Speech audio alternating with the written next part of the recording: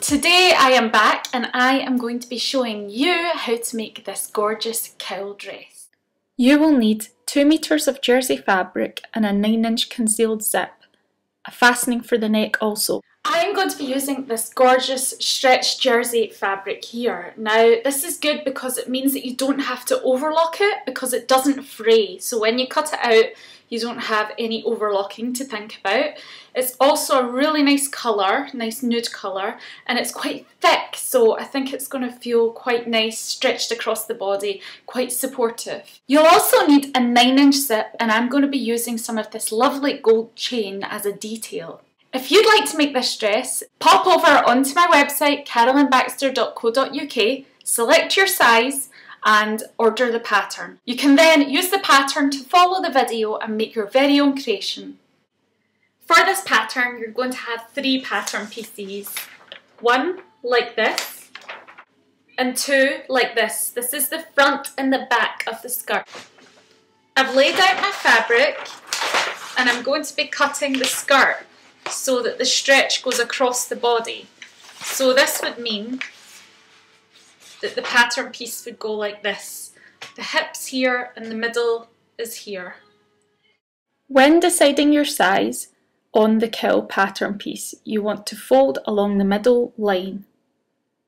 You then want to fold again so that both of your lines for your correct size meet together. This means your waist size will be the correct size that the skirt size is.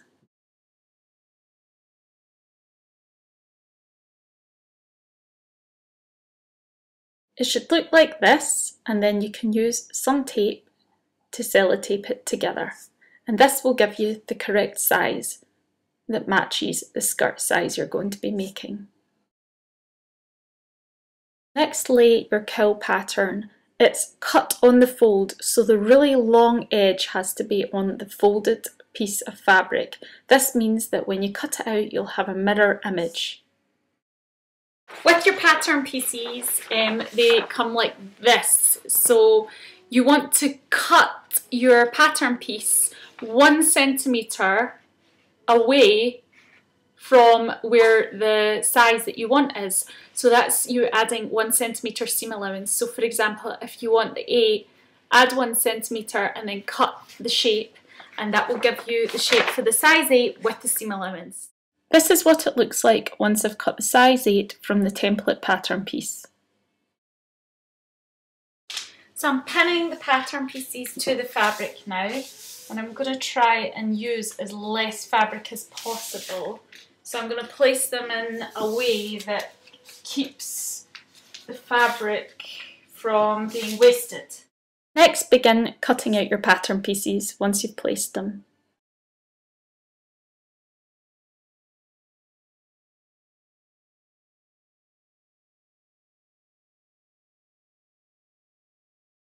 On the skirt back pattern pieces, mark with a pencil where the darts are. Remember to cut your front skirt pattern piece on the fold. Once cut out, they should look like this. You then want to take your cowl pattern piece and sew right along this edge on both sides. You want to sew in your darts on the back now, and these are going to look like this.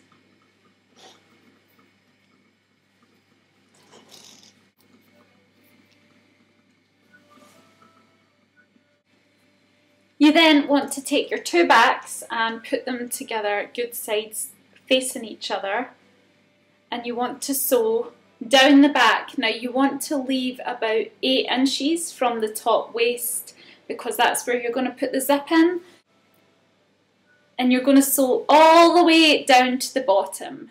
So again, you're taking your 2 back pattern pieces and you're folding them so that they're face down, good sides on top of each other. You're then going to mark where you sew with a pin and sew all the way down to the bottom. Now, if you can, use a stretch stitch for this, which is a zigzaggy stitch, and this means that it's got the stretch that works with the fabric, so that if the fabric pulls, the stitch doesn't snap. This zigzag stitch is a stretch stitch. I've pressed open the back seam now with the iron, and I've also pressed the darts. I'm now going to flip it round, good side up, and I'm going to take my front skirt pattern piece and place that on top, good side down. I then want to sew up both side seams with a zigzag stitch.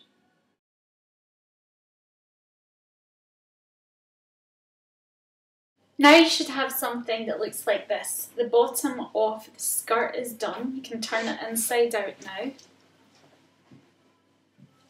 And you want to find the middle of the front. So I normally line up the side seams and then put a little pin in the middle there, and that means that you've found your middle. Got my cowl piece here, this is the top, and what I've done is sewn from here right down to the waist on both sides. So along this side and again along this side. Now I'm going to turn it inside out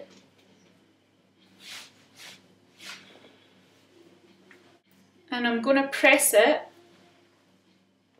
down the sides. Now I'm going to find the middle of the waist here, and I'm going to do that again by folding, putting the side seams together and then putting a pin into the middle. I'm now going to take only the front piece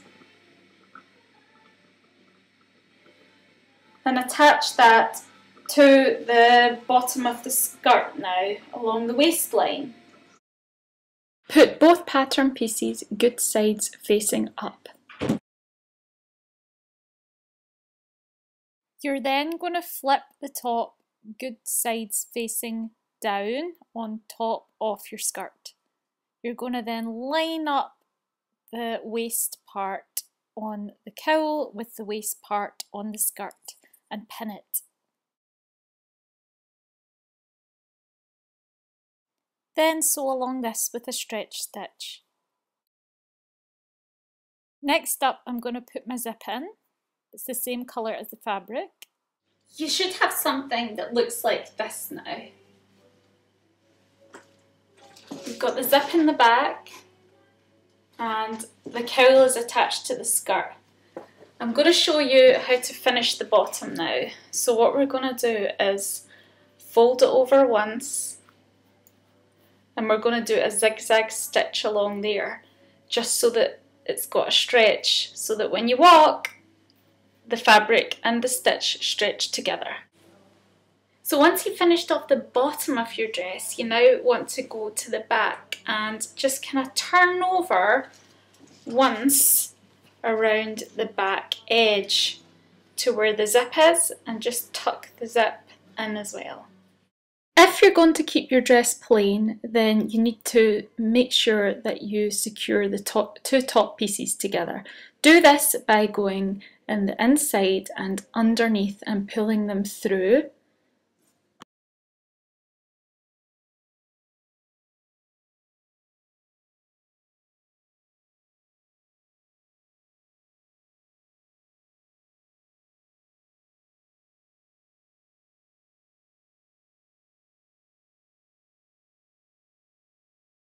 You tuck them inside each other and sew right round. So now you've sewn round the edges, they're kind of tucked into each other. You can flip it back round and it will be sewn like this. Now you've got the basic shape of your dress ready. It's up to you if you want to add some detail. I'm using this chain and I'm going to be adding it across here and then into the sides. And this will give a lovely detail for the back. Because I'm putting a gold chain across the neck, it means that I have to be able to undo the back so that I can get into the dress, because the hole's not big enough where the chain and the back close. So I have turned the dress inside out and sewn along the top gaps there. So when I fold it back round the right way, I'll have two pieces that I can then hook together. So I'm going to put a little hook on there so that I can close it and open from the back. I'm going to hand stitch it in place where I want it on the dress, and then again I'm going to hand stitch it into the side. A few tacks in different places should be adequate. So I've sewn the chain on now, and as you can see, the dress is finished.